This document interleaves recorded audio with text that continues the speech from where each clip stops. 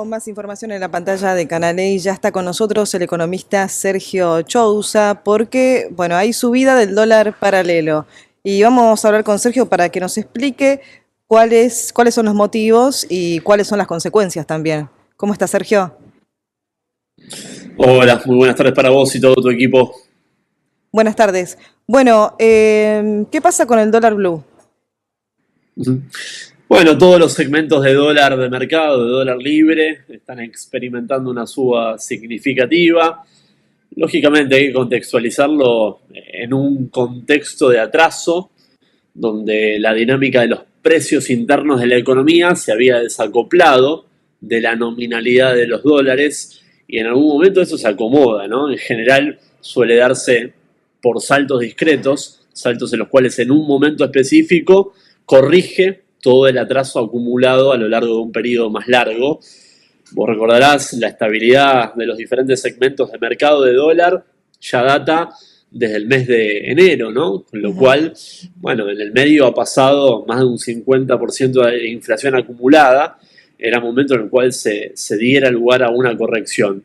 En particular, además, en las últimas semanas estamos en un contexto de baja significativa de la tasa de interés de la economía y en esa paridad entre pesos y dólares, entre la posibilidad de hacer una colocación a tasa de interés para buena parte de los ahorristas o dolarizar carteras, bueno, cuando hay un contexto de desincentivo a las colocaciones en pesos, poca remuneración de los pesos en la economía, puede proliferar esta vocación de dolarizar carteras, más demanda entonces y mayor presión sobre los precios de las diferentes cotizaciones de dólar. Y Sergio, ¿cómo esto se traslada justamente a los precios? ¿Qué consecuencias tiene?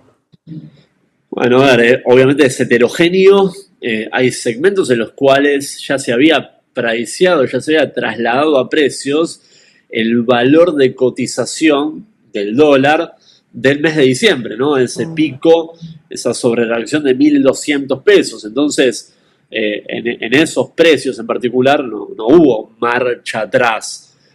Ahora se están viendo algunos recortes muy módicos de precios al consumidor, pero no tiene punto de comparación con lo que ya se actualizó previamente.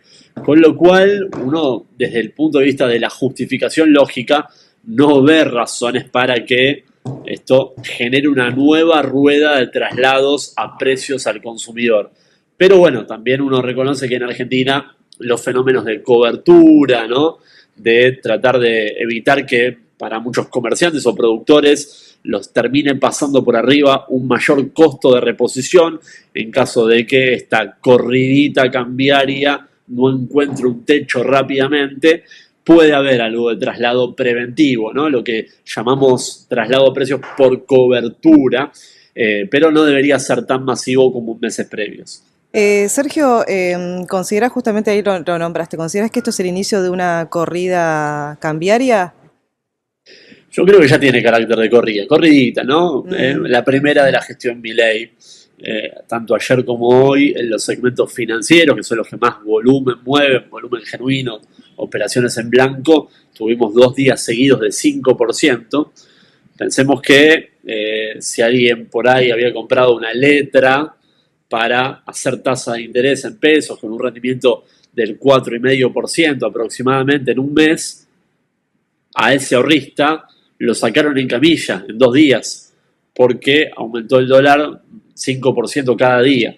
Entonces, bueno, hoy lo que se veía un poco en plaza, en el mercado, es que había mucha vocación de pagar cualquier precio por la dolarización, que el segmento MEP hoy, el segmento financiero formal, corrió un poco por detrás del dólar libre informal, con lo cual todavía no se ha acoplado del todo, cerró en la zona de 1.170, cuando el dólar libre informal ya está en 1.230. Pero sí, yo creo que ya reviste carácter de mini corrida, veremos entonces en qué nivel nuevo se estabiliza. Sergio, también te quería preguntar si qué se busca con esta corrida o corridita, como bien lo llamaste vos, y si hay sectores que también están presionando para que esto pase. Bueno, a ver, un poco yo creo que hay que buscar las razones en lo macro, ¿no? Lo que hablábamos antes, es ilusorio pensar que vos podés tener los diferentes tipos de cambio. Acá estamos hablando de los financieros libres, pero también vale para el oficial, por mucho tiempo más, estáticos, congelados, con una inflación que te ha carcomido el efecto de las devaluaciones de los meses, de los primeros meses, del primer mes de gestión de Milei. Entonces, digo, cada vez proliferan más voces en el mercado por parte de analistas, incluso algunos afines ideológicamente al gobierno de Javier Milei, que marcan Sí. esta problemática de la apreciación muy significativa de todos los dólares en los últimos meses. Yo no creo que haya sectores específicos que presionen y que tengan poder de fuego como para torcerle el brazo al gobierno. Al fin y al cabo, el mercado se constituye de todas las voluntades individuales y un solo sector no te puede mover la aguja, pero de nuevo, ¿no? Ese consenso que había proliferado de que en un contexto de tasas de interés tan baja, tan poca remuneración en los pesos y un atraso cambiario que ya se vuelve muy evidente, bueno, ya los incentivos a quedarse en pesos habían disminuido muchísimo y el mercado empieza a adelantarse a tomar posiciones en activos dolarizados. Ujú. Sergio, te quería preguntar sobre los dólares de la cosecha. ¿Cuánto ya se desembolsaron y cómo también esto va a impactar en la economía? Bueno, empezó un poco retrasado desde fines de abril por efecto de algunas lluvias, ¿no? Que complicaron el paso de los camiones. También, ¿por qué no decirlo? Digamos, hay productores que hacen el cálculo económico y prefieren embolsar a Mm, estos precios que reciben. Además, el precio de la liquidación para el exportador es aún más bajo que el oficial, producto del efecto de las retenciones. Entonces, parcialmente vas a tener ese efecto de embolsar, de guardar, esperando una mejor cotización del tipo de cambio y, por qué no, mejores precios internacionales.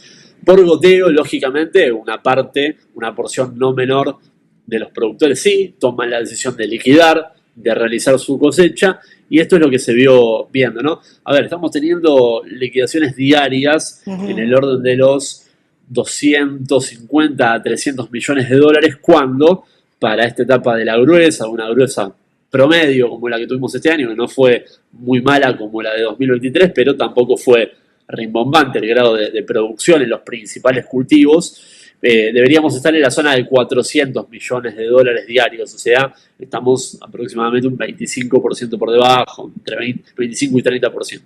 Eh, yo tendería a pensar que igualmente el volumen de dólares del complejo oleaginoso, cerealero, de todo el sector agro, va a implicar un aporte muy significativo, que lamentablemente después en otras partidas se termina aplicando y tal vez la acumulación de reservas no es tan considerable como la que deberíamos tener para un año como este.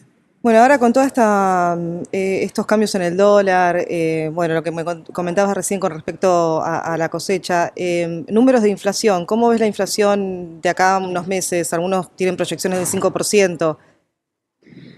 Claro, bueno, sin lugar a dudas estamos en una pendiente decreciente producto de el efecto que causa la recesión económica, ¿no? Es un factor disciplinador insoslayable sobre la dinámica de Ujú. precios, habiendo llegado a este punto, ¿no? En un año en el cual la actividad del PBI iba a caer en la zona del 4% a pesar del rebote del efecto agro. A ver, hay ahora un signo de pregunta, ¿no? De si esto que hablábamos recién, ¿no? Este salto cambiario en la zona de 20% de los dólares financieros en una semana no genera cierta moderación del proceso bajista. El gobierno está muy jugado a que rápidamente se pueda converger a un dígito mensual bajo, pero un dígito bajo de verdad, en la zona del 2-3% Ujú. mensual.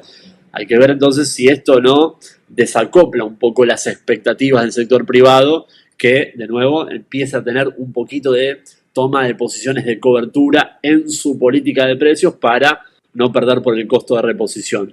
Pero en cualquier caso, siempre hay rigideces a la baja en una economía con una inercia muy significativa, con una gimnasia inflacionaria significativa, así que no sería raro pensar que nos podamos estabilizar en la zona del 5, 6%. Aún así, el gobierno postergue aumentos tan regulados. Es una inflación todavía muy, muy alta, atento a los niveles de recesión económica.